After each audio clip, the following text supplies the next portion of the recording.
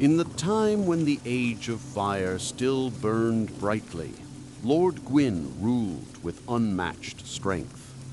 He was a god of sunlight and thunder, a king who waged war against the ancient dragons to claim dominion over the world.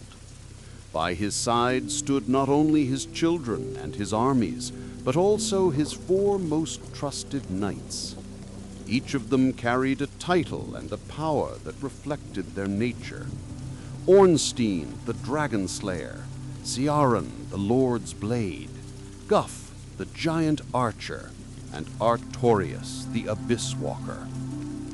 Artorias was perhaps the most admired of the 4.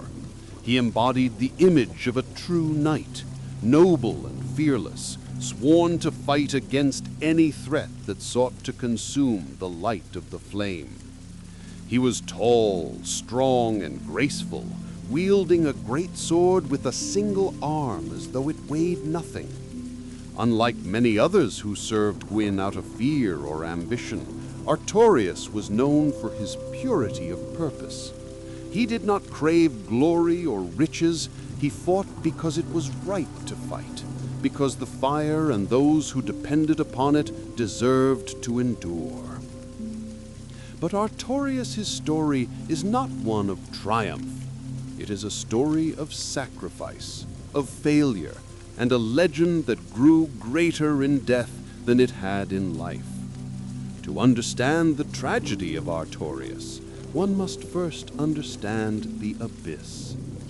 The abyss was not a place in the beginning. It was a spreading corruption, a darkness that grew out of humanity itself. All men and women carried within them fragments of the dark soul, the power once possessed by the furtive pygmy. These fragments gave birth to humanity, but they also gave birth to desire, greed, and fear.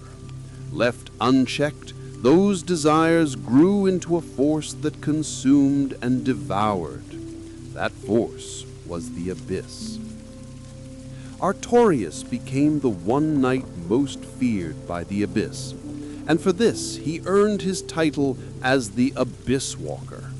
He carried with him a covenant with the creatures of the deep, a pact that allowed him to resist the pull of darkness, to step into the abyss itself and fight within it without being swallowed whole. His great sword was steeped in that dark power, able to strike against things that were not of the light. With this gift, he waged battle across the land, cutting down horrors before they could grow strong enough to overtake the world. Yet even Artorias could not walk alone. Beside him traveled Sif, a great gray wolf who fought with the loyalty of a true knight. The wolf was more than a companion, more than a beast at his side. The wolf shared in Artorias' mission, and together they became a symbol of courage. When men spoke of Artorias, they spoke also of the wolf that never left him. The bond between knight and wolf was so great that even centuries later, the memory of their fight would bring tears to the eyes of those who understood what they sacrificed. As one of Gwyn's knights, Artorias had fought in the war against the dragons.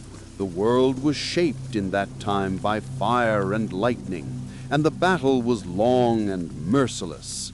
He and his companions stood at Gwyn's side as they brought down the ancient beasts, their thunderbolts, arrows, blades, and courage turning the tide. When the dragons were defeated, peace did not come, for the fire began its slow decline, and with it came new threats. The abyss stirred in the shadows, feeding on human souls. Artorias was the one most capable of facing this threat. Where others would have been corrupted, he could endure. Where others would fall into madness, he could stand firm. He began to be called upon whenever corruption spread, whenever men or lands were swallowed by the dark. He entered the abyss not as prey, but as a hunter, his wolf at his side, and he cut down all that dared to rise from its depths. It is worth reflecting on what this meant for him. To walk the abyss was not only to fight monsters, but also to confront the shadow within himself. For the abyss was born from humanity, and every man who entered it carried the seed of its corruption. To resist it required more than strength. It required purity of spirit, the ability to endure temptation without surrender. Artorias bore that burden again and again, and for a time he prevailed. But no knight, no matter how strong, could fight forever. The land of Ulasil was a kingdom known for its culture of magic and light. Its people had long pursued knowledge, weaving sorceries of a kind that were delicate and radiant. They were curious and ambitious, but their curiosity would bring about their undoing. For in their hunger for power and truth, the people of Ulasil dared to awaken something that should have remained buried. Deep in the earth beneath their kingdom lay Manus, a primeval man, a fragment of the ancient dark soul. Manus was unlike the gods or dragons or men who walked the earth in that age. He was humanity in its rawest and most powerful form, twisted by grief, anger, and desire. The sorcerers of Ulasil disturbed his rest, dragging him out of the abyss of time. In doing so, they unleashed his rage, and his darkness spread like wildfire across the land. The abyss poured out from beneath Ulasil, swallowing villages, twisting men and women into grotesque shapes, and corrupting all it touched. The fair sorceries of Ulasil could not withstand this force. Their delicate light was smothered by the depth of that darkness, and soon the kingdom was lost. It was then that Artorias came, the knight who had walked the abyss before, who bore the ring that allowed him to tread where others would be consumed. With his wolf companion Sif, he ventured into Ulasil to confront Manus and to stop the abyss from spreading any further. But what awaited him in Ulasil was unlike anything he had faced. Manus was not a mere beast of dark corruption. He was humanity itself, amplified into a storm of endless hunger. His arm was massive, his blows shattered stone, his roars shook the very air. The abyss was not only beneath Ulasil now, it poured through the streets and fields, and every creature that once lived in the kingdom had become a shadow of its former self, filled with rage and violence. Artorias fought his way through this nightmare, his sword cutting down the twisted remnants of men, his shield raised against magic that cracked the ground beneath his feet. But even he could not stand against Manus. The primeval man struck him down, shattering his arm and breaking his shield. With his body broken and his will tested, Artorias faced the truth. He could not defeat Manus, not this time. And here lies the tragedy, for even as he realized his fate, Artorias did not think of himself. He thought of Sif, his loyal wolf who had followed him into the abyss. In his last moments of strength, Artorias made a final gesture of sacrifice. He used the remnants of his power, pouring all of his will into a protective barrier that would shield Sif from the corruption of Manus. In doing so, he left himself vulnerable, unable to defend against the darkness. Artorias fell to the abyss, The corruption that he had fought so long to resist overwhelmed him. His body rose again, but his mind was gone.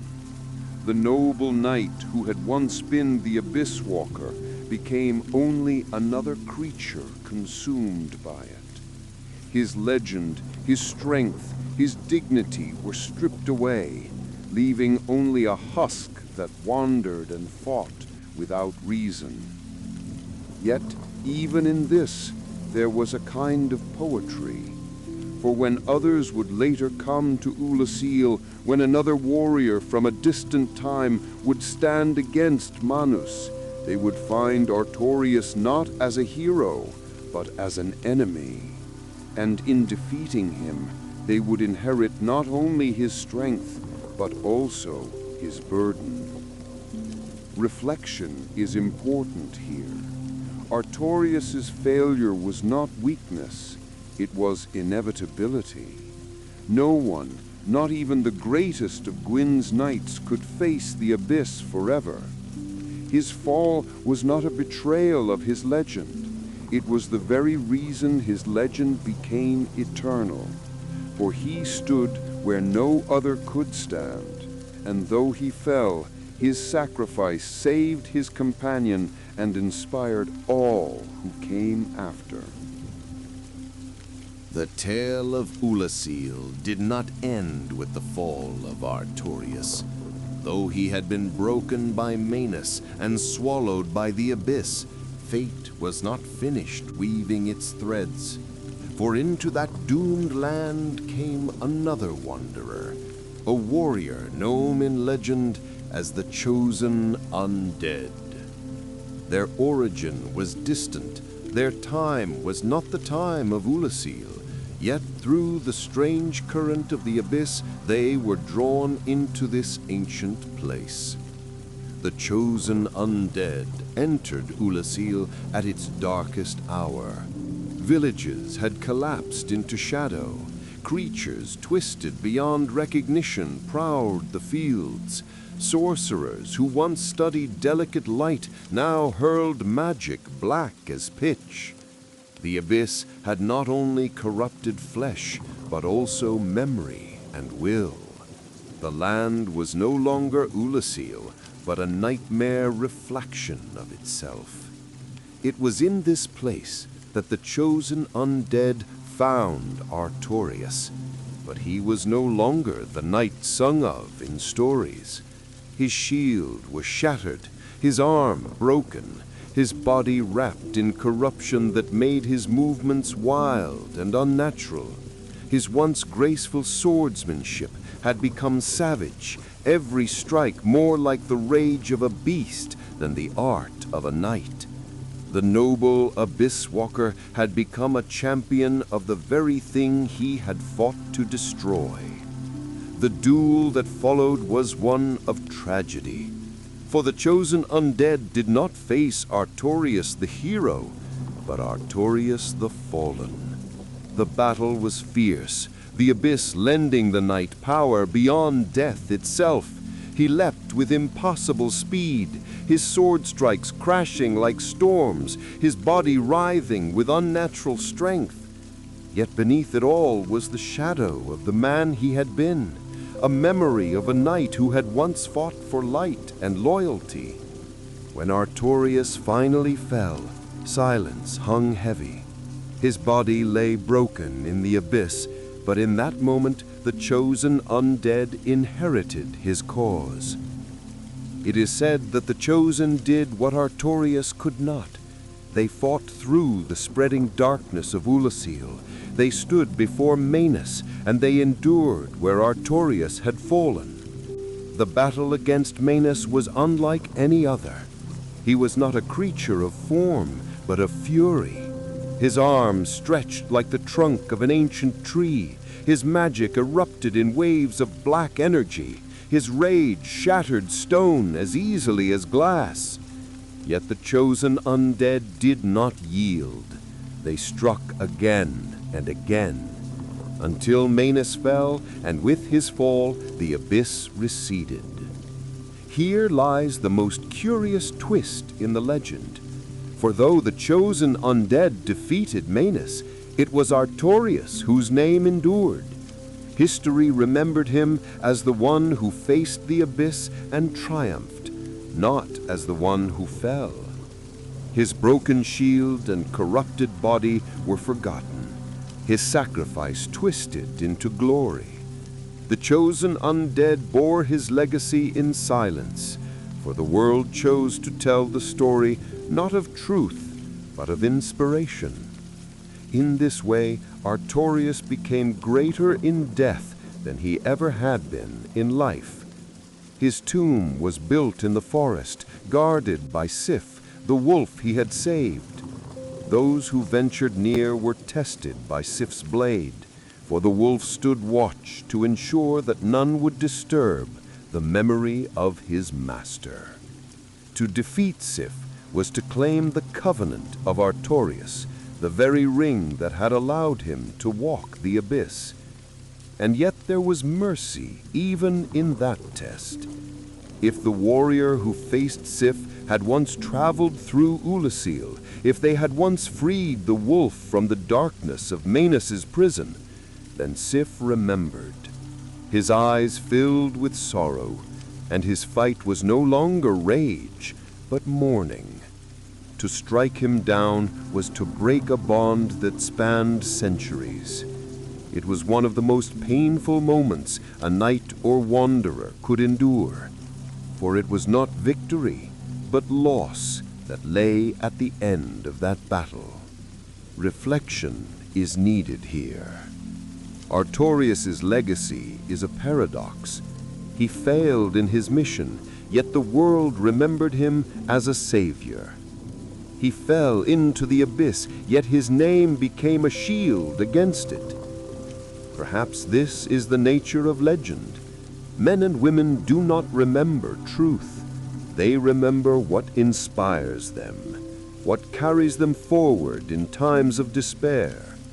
And so Artorias, broken and hollowed in his final moments, became forever the Abysswalker, the one who conquered darkness. The fall of Artorias did not erase his name. Instead, it elevated it. Long after Ulasil was reduced to dust and memory, long after Manos was slain and the abyss pulled back into the deep, the stories of Artorias spread across the land. He was remembered not as a man who failed, but as a knight who stood when no one else could stand. His legend grew larger than truth, and in that legend his soul found immortality. As one of Gwyn's 4 knights, Artorias had already been admired. Ornstein, the dragon slayer, stood as a symbol of might against the ancient beasts. Goff, the great archer, embodied patience and skill beyond human measure. Ciaran, deadly and graceful, moved like shadow in service of her king. Yet it was Artorias who captured the imagination of generations. His bond with Sif, his vow to protect the weak from the abyss, his tragic fate, all of these things shaped him into a figure more myth than man. Curiosities surround his memory. His great sword, too massive for most to wield, became a relic carried by those who sought to follow his path. His covenant with the abyss, embodied in the ring he once wore, became a test for any who wished to tread the same dark roads. Even the wolf Sif, left to guard his grave, became a guardian of his honor, willing to fight until death to preserve the sanctity of his master's rest. Few legends hold such weight, where even a loyal beast becomes part of the tale and part of the sorrow. There are reflections here that speak not only to the world of dark souls, but to the nature of memory itself. Why do men remember Artorias as the conqueror of the abyss, when in truth he was consumed by it? The answer lies in what people need more than what is real. They need heroes. They need a figure to believe in, even when the truth is too heavy to bear. In this way, Artorias became more than a knight. He became hope. He became the idea that no matter how deep the darkness grows, there will always be one who dares to walk into it. And yet, the truth remains hidden beneath that legend. Those who traveled through Ulasil knew what he had suffered. They knew of his broken arm, of his shattered shield, of his sacrifice for Sif. They knew that the chosen undead carried his burden to the end, but they allowed the world to believe the brighter story, for sometimes mercy is found in lies rather than truth. Interesting echoes of Artorias can be felt throughout the world. When one faces knights who bear the mark of the abyss, when one walks through lands corrupted by darkness, the memory of Artorias lingers. His style of combat, savage and yet noble, is reflected in enemies who still fight with unnatural leaps and crushing blows. His fate foreshadows the fate of others who would fall to the abyss, knights and kings alike, consumed by the very shadow they swore to resist. It is also worth noting the symbolism of his fall. The broken shield is more than a detail. It represents the collapse of faith in protection, the realization that even the strongest defense cannot hold forever. His shattered arm speaks of sacrifice, of giving everything to save another, even when it means losing oneself. His bond with Sif represents loyalty beyond death, loyalty so strong that even a wolf can carry it across centuries. Artorias is not remembered because he won. He is remembered because he gave everything, even when he could not win. This is the core of his legend, and the reason it resonates so deeply. In a world where fire fades and gods fall, where kingdoms crumble and men turn hollow, his story is one of dignity in the face of despair. When pilgrims and wanderers hear the name Artorias, they do not think of failure. They think of a knight who walked into the abyss without fear. They think of a wolf who waited at his grave for countless years, of sacrifice, of courage, of a battle fought not for victory, but for love and duty. And in remembering him, they find strength for their own battles, strength to stand against their own darkness. Thus the legend of Artorias the Abysswalker endures, not as a tale of triumph, but as a tale of meaning. His story is tragic yet beautiful, sorrowful yet inspiring. He reminds us that even in failure there can be greatness, that even when the darkness wins, the courage to face it can become eternal. And so when the fire fades and the world trembles on the edge of shadow, the memory of Artorias still shines, a knight who bore the weight of the abyss, a wolf who stood guard at his side, and a legend that will never be forgotten. This is the story of Artorias of the Abyss, the knights whose fall became his immortality.